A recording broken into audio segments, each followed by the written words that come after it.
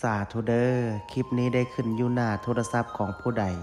ขอให้พระภูมิเจ้าที่พระแม่ธรณีเจ้าทานจงเปิดประตูเงินแสนอยู่บ้านจงเปิดประตูเงินล้านอยู่เฮือนลูกหลานเฮ็ดหยังจงราบรื่นทุกประการจงอย่าข่มอย่าฆ่า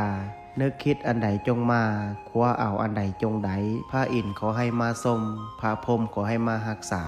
เทวบุตรเทวดาขอให้มาคุ้มครองขอให้สุขกับมั่งขอให้หั่งกับมีขอให้เป็นเศรษฐีหน้าใหม่ขอให้รวยทันใจทุกประการดวงเปิดชีวิตเปิดงานเปิดค้าขายเปิดเงินแสนเงินล้านจงไหลเข้ามามือซ้ายจับเงินตื้อมือขวาจับเงินแสนว่าไปจงมีคนสวยสู้กูเข้ามาบ่มีวันร่มจมขอให้ฟูขึ้นน้ำเต็มพัง